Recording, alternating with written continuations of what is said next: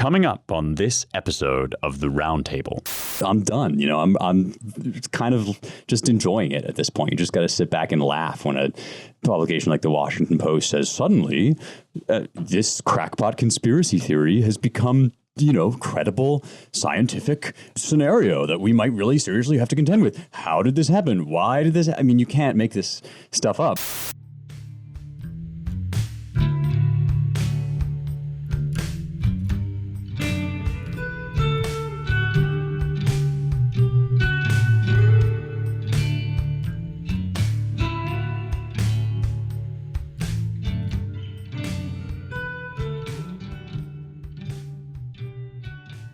Welcome, everyone, once again to the Roundtable, the publishers and editors podcast here at the American Mind at the Claremont Institute. I am your host, Ryan Williams, president of the Claremont Institute, publisher of the Claremont Review books and the American Mind.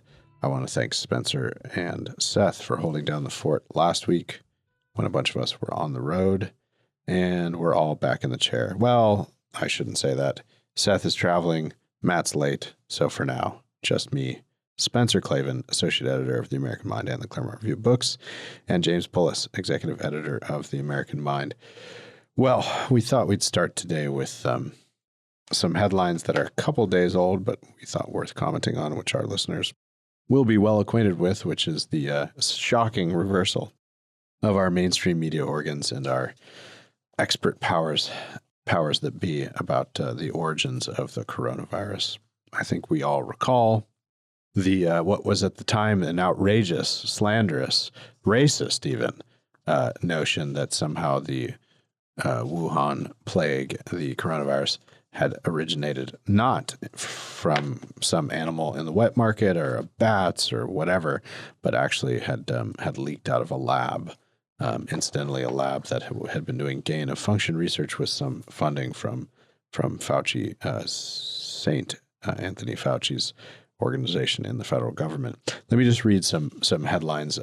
Drew Holden on Twitter, that's at Drew Holden 360, has some receipts here.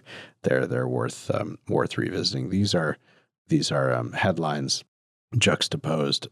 I don't need to read the actual dates on them, but consider them. The second headline's usually from the last couple weeks, and the first headline is from 6, 8, 10 months ago. Senator Tom Cotton repeats fringe theory of coronavirus origins. Scientists have dismissed suggestions that the Chinese government was behind the outbreak, but it's the kind of tale that gains traction among those who see China as a threat. Recent headline, same publication, New York Times. Another group of scientists calls for further inquiry into origins of the coronavirus. This is from CNN. Old headline, lab leak COVID-19 theory is like something out of a comic book, virologist says. Recent headline, new information on Wuhan researchers' illness, furthers debate on pandemic origins. CNN headline, older one, we urge the U.S. to stop spreading disinformation. China says recent accusations by the Trump administration that the COVID-19 pandemic originated in a lab in Wuhan are a political strategy for Republicans ahead of the 2020 presidential election. Alas, it was not to be. Recent headline from CNN, new information on Wuhan researchers' illness furthers debate on pandemic origins. And now we have Washington Post. Fact checker. Was the new coronavirus accidentally released from a Wuhan lab? It's doubtful. That's the old headline. The balance of the scientific evidence strongly supports the conclusion that the new coronavirus emerged from nature. And then the fact checker analysis, which they have just changed in the last few weeks, now says timeline. How the Wuhan lab leak theory suddenly became credible. And then finally, not to leave out our wondrous, more public and publicly interested institution, NPR. We have NPR. Old headline, scientists debunk lab accident theory of pandemic emergence. Recent headline from late in March. Theory that COVID came from a Chinese lab takes on new life in wake of WHO report. So, the saga continues in our lack of trust, or a certain portion of the population's lack of trust in our media and government organs.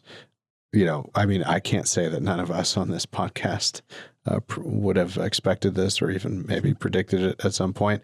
But, what do you all make of this? I'll finally shout out to Fauci in his own damn words. Spencer and I recorded a Tell Me What You Really Think earlier today. And I stole a wonderful word that James has used in the past, I think even about Fauci, and called him a bureaucratic homunculus who, of course, will change with the times because he's in the business of political prestige and personal enrichment rather than public health, alas. But the Fauci bombshell is that he's not convinced now that COVID-19 developed naturally outside a Wuhan lab. Well, what do you think of all this? Well, he's got President Joe Biden to contend with, since Biden is now ordering, I guess, an inquiry, an intelligence inquiry into the origins of the virus. He's giving them 90 days. I don't know why he's giving them 90 days, since they could deliver a report within 9 hours. He has the CIA, right, James? Well, yeah, I think that's right. Yeah. But it's all one Borg. I mean, he of course refers to the whole thing as the IC himself. Right. And apparently, according to the Wall Street Journal, the trigger that led Biden to make this decision, such as it is that China basically told the WHO that they were done investigating the origin of the virus, and suggested that other countries start trying to figure out where it came from instead. So, challenge accepted. I'm not, again, the 90 days must have some significance. I'm not sure what it is, but it's clear that on a couple things, on UFOs, on Bill Gates, on the virus, there are these major changes that are obviously being pumped through the information system to signal to American readers that there's a new conventional wisdom, or there's a new body of allowable knowledge. And the fact that all these things are happening at the same time is bizarre, to say the least, and the way in which our elites are being trotted out, or trotting themselves out to weigh in this new and much different way, as if that is what they had been messaging from the beginning, is also extremely bizarre. So, at this rate, within 90 days, we'll have some new set of orders that they'll all have to follow.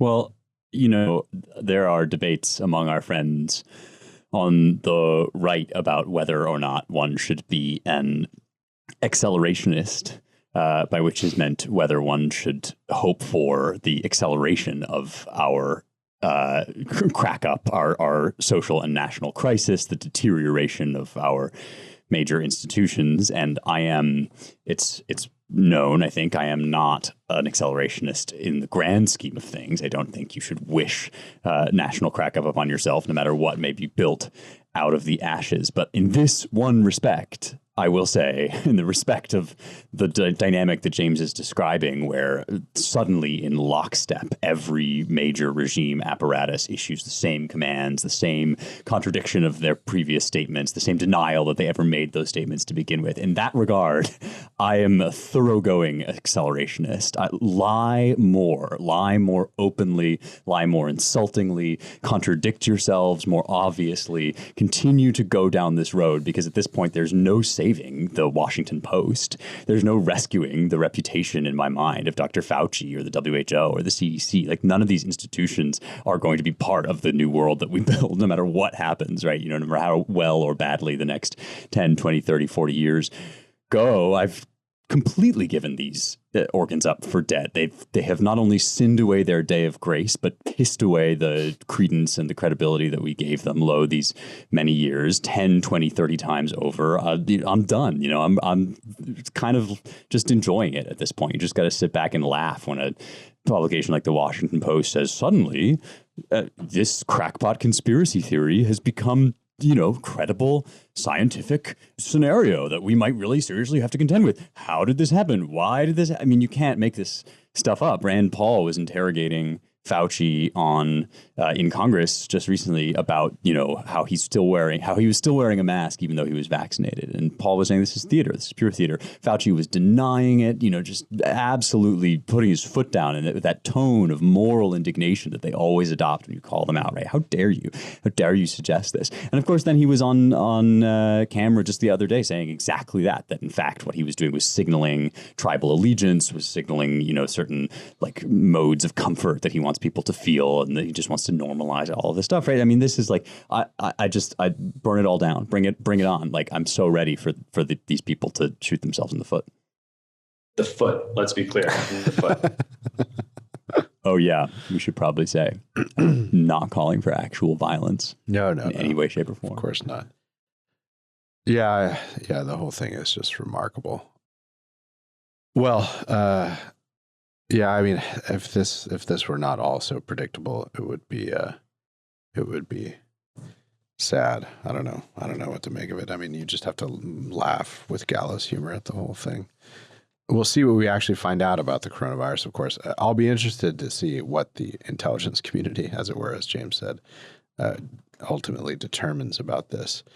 I mean, one theory that one of our friends advanced online, which I think is actually not terrible, is that, the coronavirus thing will be sort of slow walked for 3 months, and then it will be an opportunity for Biden to pivot and become newly tough on China, while controversy still swirls over his son Hunter's involvement with a Chinese company. So maybe the reversal of the coronavirus lab leak thing could be an opportunity for Joe to fix that narrative.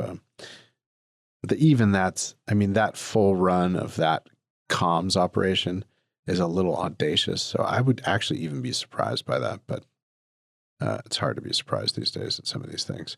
Well, given those facts, that is the speculation by Trump and Cotton many, many months ago about what a lot of people thought commonsensically, which is maybe this didn't come from a bat. Maybe the Occam's razor explanation is that it actually came from the lab right near where the first cases were, where they were investigating or researching gain-of-function treatments for coronaviruses. Maybe that's the more plausible or equally as plausible thing. And of course, it was shouted down as nuts at the time. And now everyone's gone about face, the media and the political establishment included in there now, talking very soberly about the possibility that it could have leaked out of a lab. Well, in that environment, it's useful for us to consider this January 6th commission that had been proposed, a bipartisan commission that would investigate the events of January 6th, everything from Trump's complicity, which they got taken up in his second impeachment hearing, to the organizers and what they thought they might accomplish, and whether it was, I'm just speaking as a possible what the commission would actually look into, I'm sure, whether it was some great white supremacist plot, as we've been told, et cetera, what role misinformation played in it on social media. They would look into all of this. And yet 35 Republicans only voted in favor of establishing it.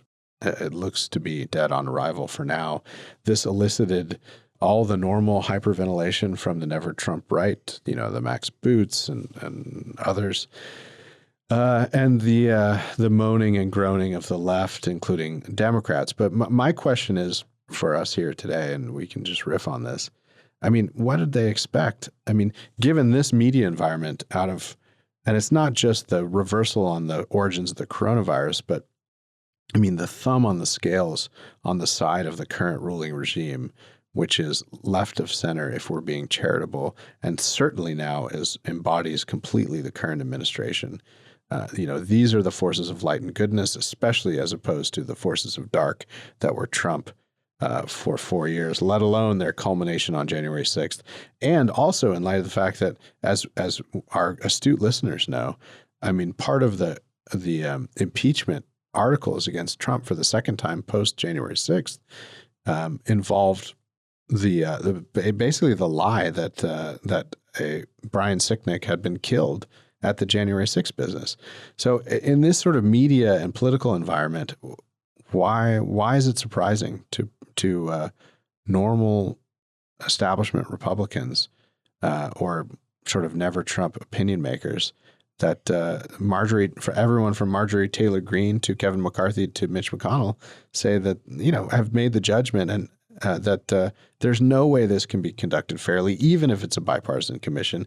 And at the very least, we should wait, because the only thing that will come out of such an organ will be just pro-regime propaganda.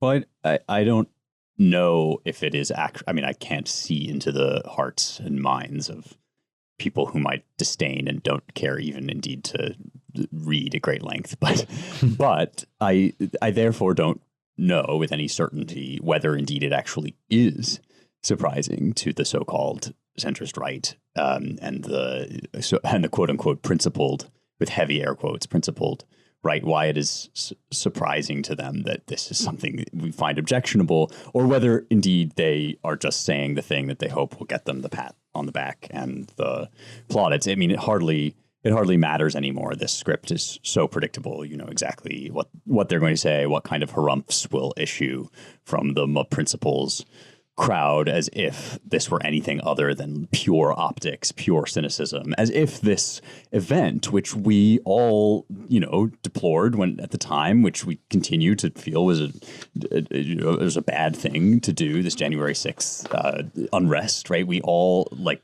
everybody's said what we have to say about this. It's not worth revisiting. It's been transformed into a Reichstag fire, right? I mean, this is like just so ostentatious the way that they're doing that. And yeah, I don't know that the people who object to not doing a kind of show trial commission over this, I don't know if those people actually feel that it's of the gravest import to our civilization that we do this, to hashtag our democracy. I sort of suspect more that they just know what's expected of them in this position, that this is what they have to say. It all feels very rote, actually. I'm glad that at least that the Republican Party, there are hopeful signs that the Republican Party is moving in a different direction than this, but it is just like empty mouthing at this point of a thoroughly domesticated opposition.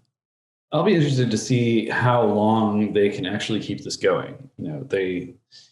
There's such a longing to fill the void that opened up when Trump was sidelined, and the effort to fill the void with critical race theory is proving to be more trouble than it's worth for the Democrats. I think people are beginning to realize this. And so if they imagine that that their best shot at maintaining some kind of message discipline going into 2022 is to just continue to relive the psychodrama, which a certain junior congresswoman from New York seems bent on doing herself, then this is a very testable hypothesis about where the American people are at when it comes to looking backward in time versus looking forward toward at the abyss that we're being hurled toward by a ruling class that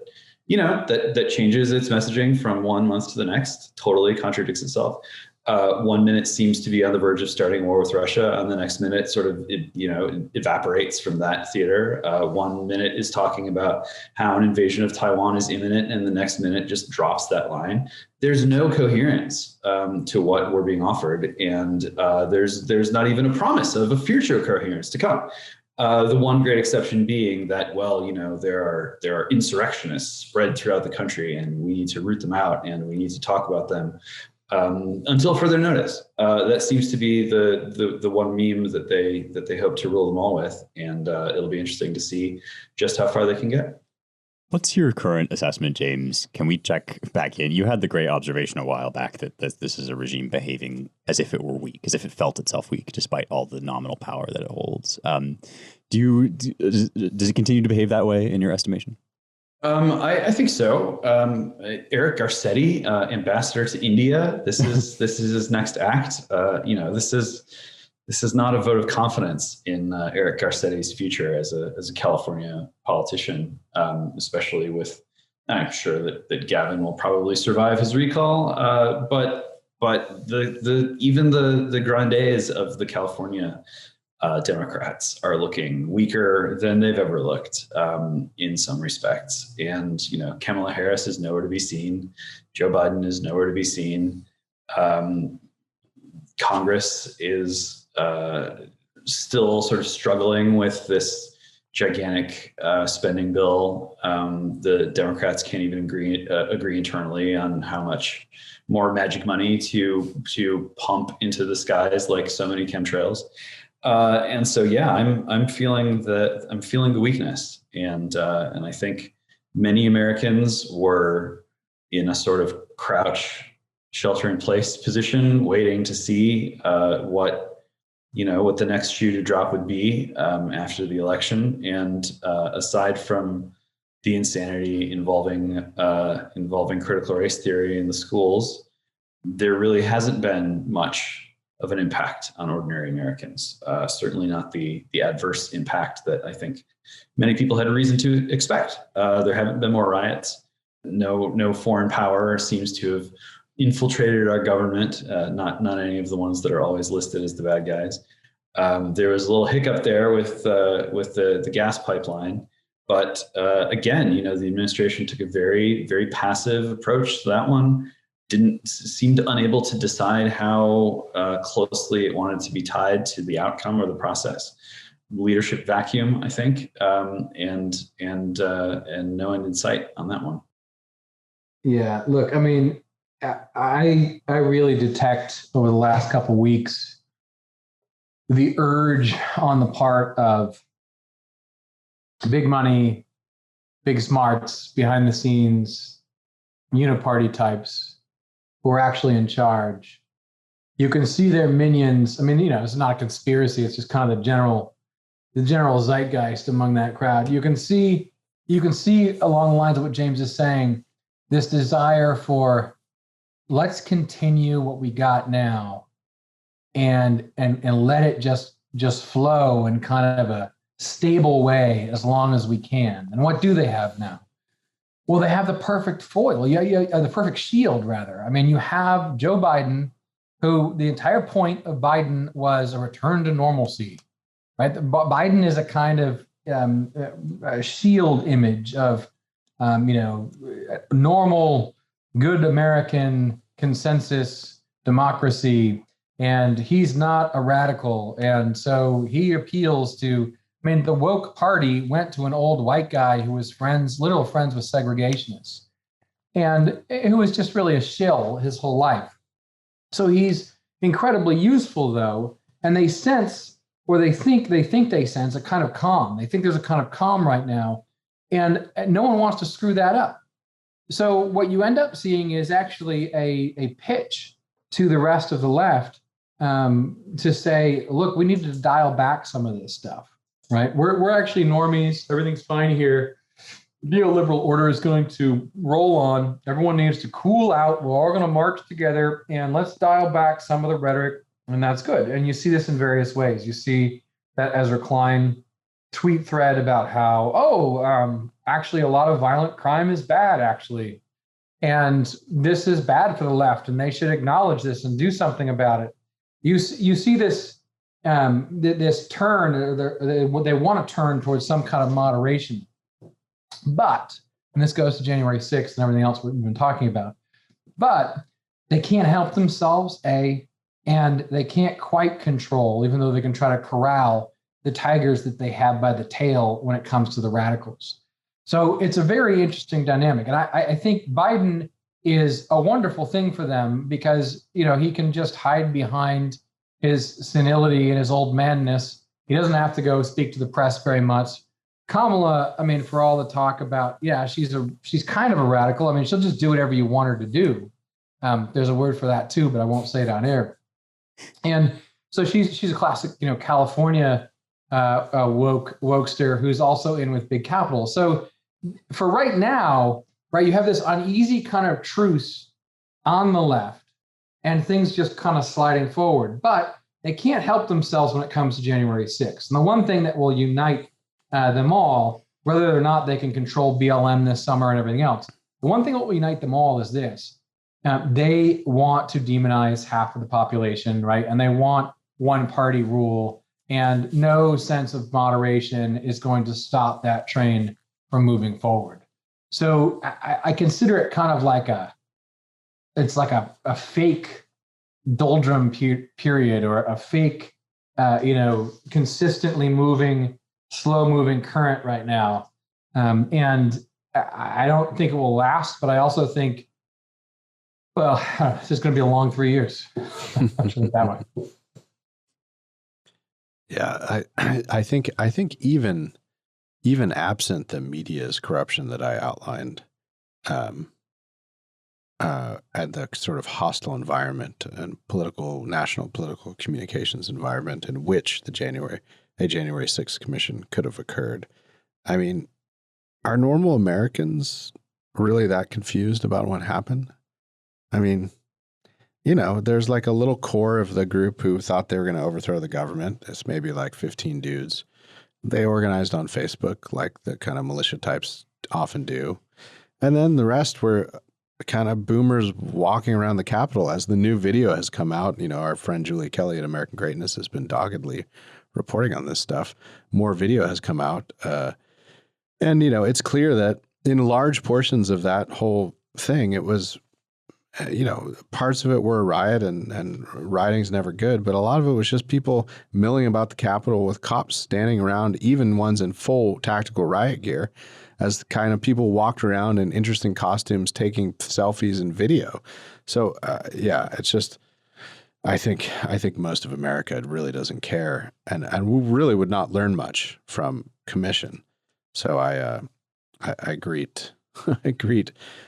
I actually think it's a sign of health that that only 35 Republicans voted to authorize it, and that there's really not all that outrage, despite the full court press from our national political establishment and their media henchmen.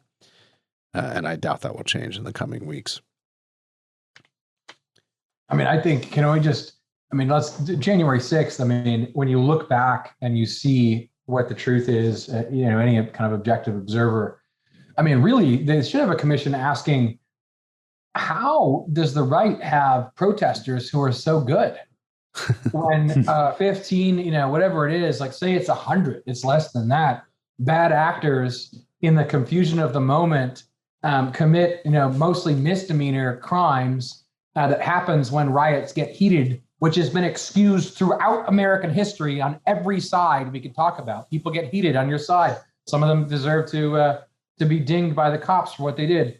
And here you have, you do have some of those bad actors. Absolutely, they should be prosecuted. And then you have, thousands of people milling about, all kinds of statues and things they walk by. And as far as inside, they broke some windows and maybe someone pooped on a desk. Are you kidding me? The commission should actually be asking, wow, why is it that this side, when they protest, they don't tear down statues, they don't set things on fire?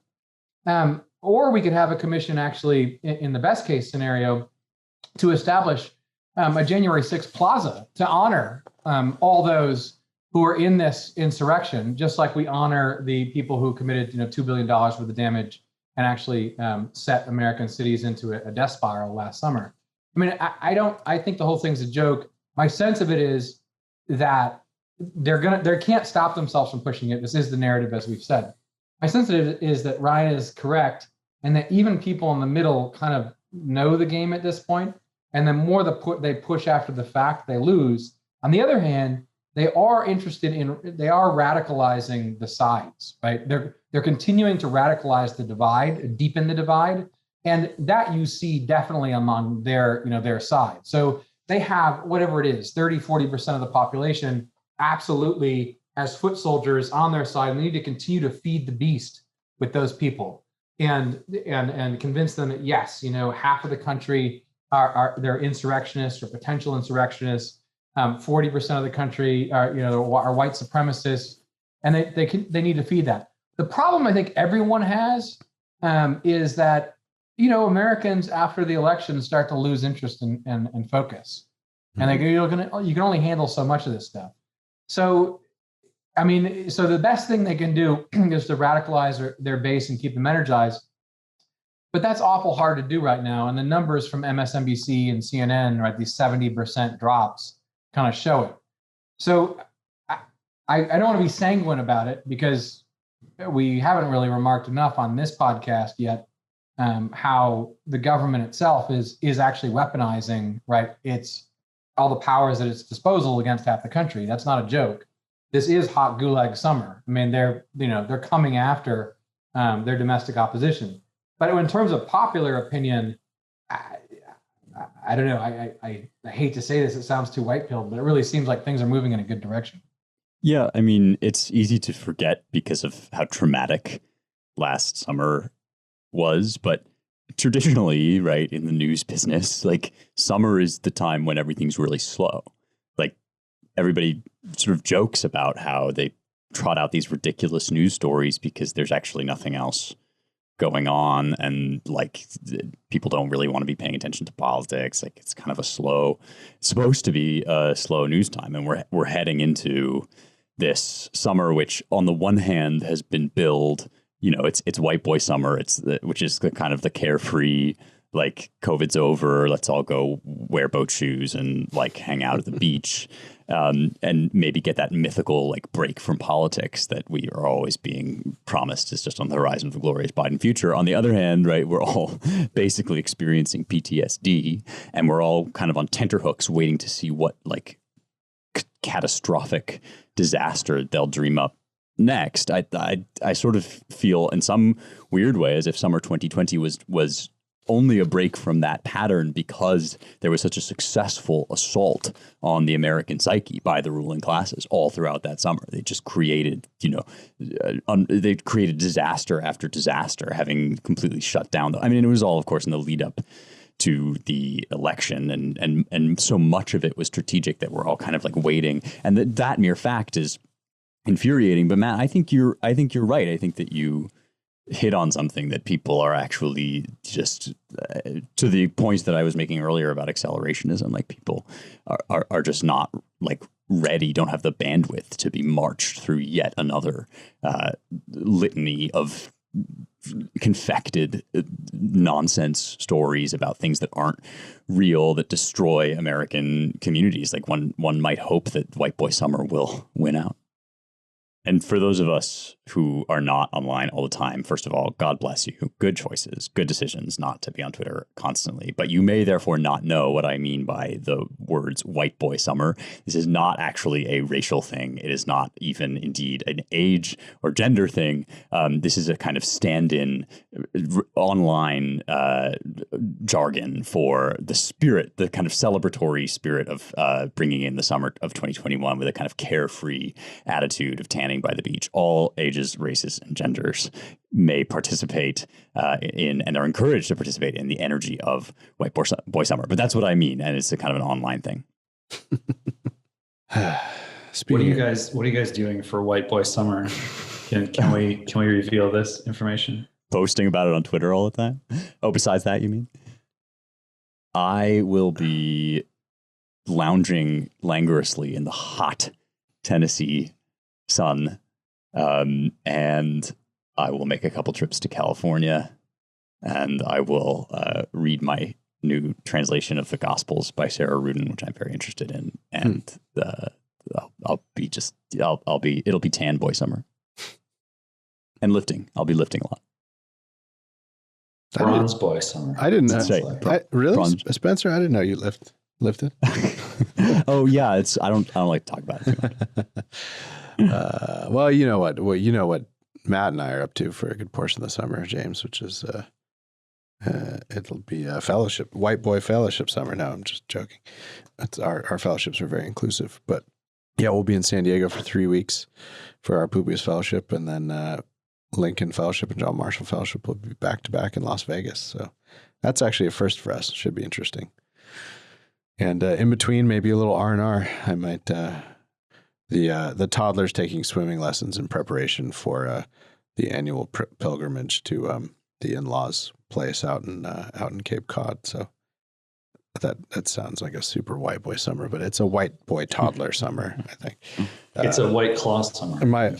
My son is lucky. He's sort of in between my wife and I. So I have terribly fair skin. Have whatever hair I have left is slightly reddish tinge. So the sun's not good for me. But Amelia, whose people hail from Jewish Eastern Europe way back, is a little more sturdy. So the baby's somewhere in between. So yeah, maybe it'll be a bronze boy summer for little Albert too. What about the Peterson clan, Matt? Any good Texas plans this summer? Just continuing to get settled. Yeah, so the summer is going to be very much about the fellowships. There's Publius 3 weeks in San Diego, as Ryan said. It's going to be great. There's a trip to Montana. There's another trip to Vegas for the fellowships, and many friends coming into Dallas. Lots of events in Dallas that we need to go to. So it's going to be a very busy summer, and I'm really just kind of sipping my whiskey and figuring out how we're going to survive possibly being on the road for a month and a half as a family with a puppy that's growing larger by the day. Oh, yeah, right. Oh, yeah. So, I'm looking at this. They swore, oh, this dog can travel, and, this Boston Terrier will be great. I like him. He's a smart dog. He's smarter than most of his trainers, frankly. But we're going to deal with all of us together, throughout this crazy time. And I don't know. It's not, put it this way. I look at the summer as getting on a roller coaster, and just once it starts, we'll see you on the other side. Right. And so as far as the fun stuff though, there's a lot of it, like the kind of merch we're talking about for PAM, for American Mind, Hot Gulag Summer. We're all going to have fun. The spirit of this summer in 2021 is very much, yeah, it happened. We have PTSD, as was said earlier. Times aren't good, but you know what? We're used to it now. It's the new normal. We see how bad things are. We've already swallowed that bitter pill, and now we're gonna have joy and mock the bad guys regardless. And what's done is done. We're all gonna get on the roller coaster together. Yeah, that's good. That should be the summer's theme, right? Don't let the bastards get you down. Have fun with your family in the sun. Absolutely. What about you, James? Well, I believe in setting attainable goals. Can't make any promises, but on the other hand, I do invite a good shaming if I fail to meet an attainable goal. So what I'd really like to do at some point before the summer is over is to just chunk out a very lean and mean little book on all of the technological matters that we discuss sometimes and that I discuss endlessly inside of my head when we are not talking to each other. Seems like the time is right. People have really sort of made some realizations over the past couple of years that I, as a mere scribe, could not make them realize on my own. So the timing seems right, and it's good to have a summer project. Well, let's say it in a less humble way. Yeah, so a lot of people are sitting there, I think, realizing, hey, maybe this James guy was right about everything he's been telling us. I can't say that, Pearson. You know this. A lot of people are looking around going, who was saying this? Oh, yeah. He seems to be, maybe he was right about this. Yeah. Working title, I Was Right by James Poulos. Well, we should. I was right. Subtitle, now pay me. We should plug James's cover essay in the Claremont Review books. He's alongside Dan Oliver, former FTC commissioner, and James. Dan Oliver's piece is From Big Tech to Big Brother: The Problem of Monopoly in a Digital Age, and then James, who you all know and love, hitting his normal themes but in a new, interesting way and an important way. God and Man at Google. Our technologies ourselves. So go check it out, Clermont reviewbooks.com. James, always worth a read. Well, I thought we'd close out maybe with discussion of what seems to have been the theme of the last 4 years at least, going on 5.5, 6, which is the kind of relentless racialization of our politics and cultural life. I just wanted to flag a few things. And then we can close out the episode by discussing them. Mayor Lori Lightfoot announced that she'd only talk to reporters of color for interviews. Tulsi Gabbard, interestingly, in response, Tulsi, we've sort of joked a little bit on this show before, but it's been a few weeks. Tulsi seems to be auditioning for new role as kind of centrist right winger in many of her pronouncements about both corporate power and big tech, and then this, which is she called out the Chicago mayor to resign for blatant anti-white racism, sounding like on the left's terms, sounding like some sort of crazy white supremacist. Tulsi Gabbard continues to impress in delightful ways, and we wish her the best. Murders are rising across cities. It's interesting. I would encourage our listeners to watch the coverage of this kind of stuff. It's they're doing everything. They're falling over backwards. Even the Wall Street Journal in this piece that Jake dialed up for us to discuss. You know, they're portraying this rise in murders since the George Floyd riots last May and June, and then continuing. They're trying to pitch this as sort of, look, these historically problematic, crime-ridden neighborhoods have seemed to have a new effusion of violent crime. They're just doing everything they can to try to deflect your eye from the obvious, which is that after a year of defunding the police and the encouragement of rioting, that's racially inflected and sort of stoked by racial grievances by the media in irresponsible ways, we should not be too surprised that the historically problematic and crime-ridden neighborhoods riven by racial division that aligns with crime committing, this problem's just gotten worse. Murders are up in New York and Chicago and Minneapolis, and not in like sort of a normal, standard deviation year in, year out of murders fluctuating. I mean, it's a remarkable increase in violent crime. We haven't seen anything like this since the 90s, and I think a lot of us might, unfortunately, sadly predict that this is just going to continue to get worse. Let's hope we don't get back to 70s crime rates in New York, God forbid. Finally, James mentioned the intelligence community, and we were talking about January 6th. I just wanted to flag, because it's worth reading, one of these banned sites who's run by a friend of ours. Revolver News has a piece on Bishop Garrison. Revolver always has colorful headlines, and the headline over there is "The Pentagon's Hatchet Man in Charge of Purging MAGA Patriots and Installing Race Theory in the Military."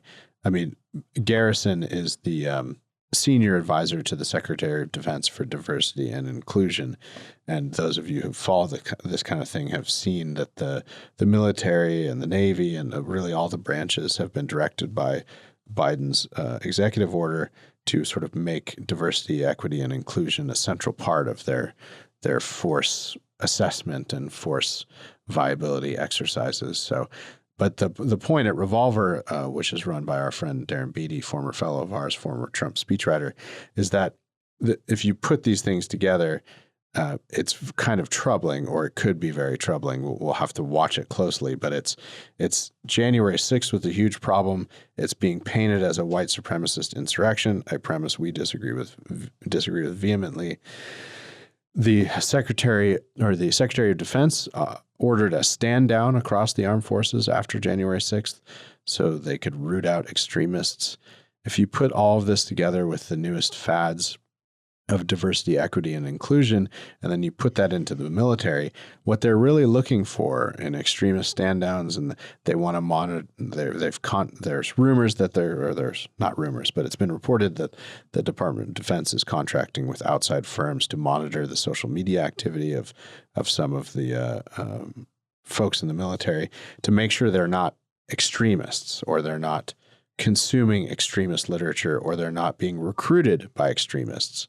This is all covered in the Revolver News piece on Garrison, and then some follow-up pieces. You put all that together, and what the military seems to be doing at the direction of the chief executive is sort of moving this whole intelligence community and national security apparatus towards the conclusion that if you're skeptical of the government, if you think it's corrupt, if you think an oligarchy is entrenched and running beyond the constitutional limits of our current system of government as it was originally designed, then you're at the very least extremist adjacent, and if not a white supremacist, extremist, insurrectionist in waiting. That is a very troubling development. It's kind of the worst fears of old sort of Ron and Rand Paul libertarianism from what seems like eons ago of talking about droning American citizens, coupled with this new obsession with race and diversity and equity and inclusion and critical race theory and all the rest by the current Democratic administration. So that's a thing to watch.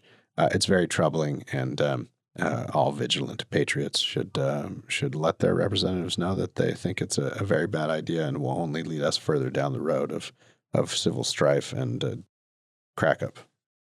Yeah, I found it, I think everybody found it sort of grimly symbolic, grimly fascinating that the anniversary of George Floyd's death rolled around. It was the 25th. So yesterday, when we're recording 2 days ago, when you're listening to this, and instead of the mass conflagration of rioting that some of us feared, instead there was a sort of harrowing event in which there's about 30 shots were fired. There was a kind of kerfuffle. It's still not quite clear what went on, perhaps intentionally unclear, but this is at George Floyd Square in Minneapolis, one of the innumerable sites of pilgrimage and worship that have been erected ever since the fateful day.